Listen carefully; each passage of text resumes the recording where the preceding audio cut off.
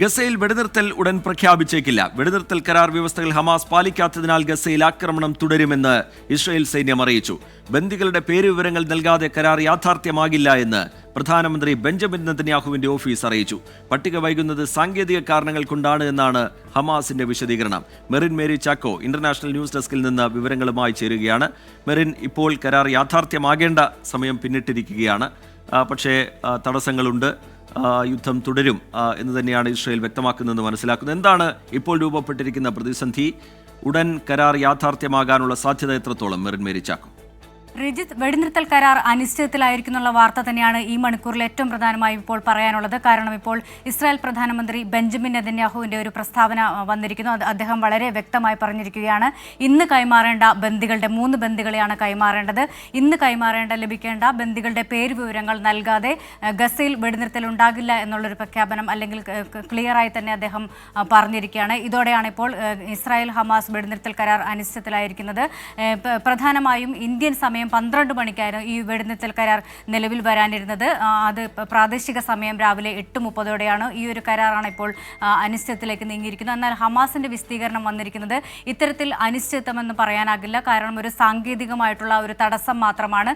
കരാറിന്റെ വ്യവസ്ഥകളെല്ലാം തങ്ങൾ പാലിക്കുമെന്ന് തന്നെയാണ് ഇപ്പോൾ ഹമാസ് പറഞ്ഞിരിക്കുന്നത്. തൊട്ടു പിന്നാലെ ഇസ്രായേലിന്റെ സൈനിക വക്താവ് IDFന്റെ സ്പോക്സ് പേഴ്സണായിട്ടുള്ള ഡാനിയൽ ഹഗാരി വാർത്താ സമ്മേളനം വിളിച്ചു ചേർത്തു. അദ്ദേഹം പറഞ്ഞത് ഗസയിൽ ആക്രമണം തുടരും, ഹമാസിന്റെ പട്ടികയിൽ ഒരു വ്യക്തത വരുത്തുന്നതുവരെ ഇത്തരത്തിൽ വെടിനിർത്തൽ ഉണ്ടാകില്ല എന്നൊരു പ്രഖ്യാപനം വന്നിരിക്കുകയാണ്. അതുപോലെ തന്നെ സൈന്യത്തിന് ഇപ്പോൾ നിർദ്ദേശം നൽകിയിരിക്കുകയാണ്. ഗസയിൽ ആക്രമണം തുടരാൻ ഇപ്പോൾ നിർദ്ദേശം നൽകിയിരിക്കുന്നുള്ള വാർത്തയാണ് ഏറ്റവും ഒടുവിൽ പറയാനുള്ളത്. നേരത്തെ തന്നെ ഇസ്രായേൽ പ്രധാനമന്ത്രി ബെഞ്ചമിൻ നെതന്യാഹു ട്വീറ്റിലൂടെയും അതേപോലെ തന്നെ ഇന്നലെ അദ്ദേഹം രാജ്യത്തെ ടെലിവിഷനിലൂടെ അഭിസംബോധന ചെയ്തിരുന്നു. അദ്ദേഹം അത് ഏറ്റവും എടുത്തു പറഞ്ഞിരുന്നത് ഇങ്ങനെയാണ്, അതായത് ഈ ഒരു കരാർ താൽക്കാലികമാണ്, ഏത് നിമിഷം വേണമെങ്കിലും, അതായത് ഈ ആദ്യഘട്ടത്തിന്റെ ചർച്ചകൾ അവസാനിച്ച് 2ാം ഘട്ടം ആരംഭിച്ചാൽ, ഭാവി ചർച്ചകൾ തടസ്സപ്പെട്ടാൽ ഏത് നിമിഷം വേണമെങ്കിലും ഗസയിൽ ആക്രമണം തുടരാൻ തങ്ങൾക്ക് അധികാരമുണ്ട് എന്ന് തന്നെ നെതന്യാഹു വ്യക്തമാക്കിയിരിക്കുന്നു. അതിന് അമേരിക്കയുടെ പിന്തുണയുണ്ട്, ഈ ആക്രമണം തുടരാൻ അമേരിക്ക പിന്തുണയുണ്ട് എന്ന് തന്നെയാണ് ഇപ്പോൾ നെതന്യാഹു വ്യക്തമാക്കുന്നത്. ഈ ഒരു സാഹചര്യത്തിലാണ് ഇപ്പോൾ പട്ടിക കൈമാറണം എന്നുള്ള ഒരു നിർദ്ദേശമാണ് ഇപ്പോൾ നെതന്യാഹുവിൻ്റെ ഓഫീസ് അറിയിച്ചിരിക്കുന്നത്. ഈ പട്ടിക നൽകാതെ ഇത്തരത്തിൽ ഒരു വെടിനിർത്തൽ സാധ്യമാകില്ല. ഇത് 3 ആഴ്ചത്തേക്കാണ്, പ്രധാനമായും 3 ഘട്ടമായിട്ടാണ് ഈ കരാർ നിലവിൽ വരുന്നത്. 6 ആഴ്ച നിലനിൽക്കുന്നതാണ് ആദ്യഘട്ടം. ഈ ആദ്യഘട്ടത്തിലാണ് ബന്ദികളെ കൈമാറുന്നത്.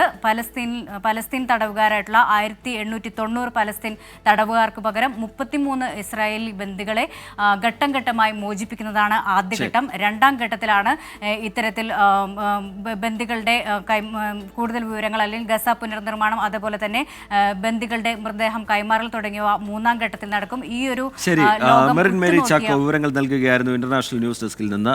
ഉച്ചയ്ക്ക് 12 മണിയോടെ ഈ കരാർ യാഥാർത്ഥ്യമാകേണ്ടതായിരുന്നു, പക്ഷേ അത് യാഥാർത്ഥ്യമായിട്ടില്ല. ബന്ദികളുടെ വിവരങ്ങൾ കൈമാറുന്നതാണ് ഇപ്പോൾ ഇസ്രായേലിനെ ചൊടിപ്പിച്ചിരിക്കുന്നത്. അവരുടെ വിവരങ്ങൾ കൈമാറിയില്ല എന്നുള്ളതാണ് ഇസ്രായേലിനെ ചൊടിപ്പിച്ചിരിക്കുന്നത്. മെറിൻ മേരി ചാക്കോ അതിന്റെ വിശദാംശങ്ങൾ ഇന്റർനാഷണൽ ന്യൂസ് ഡെസ്കിൽ നിന്ന് നൽകുകയായിരുന്നു.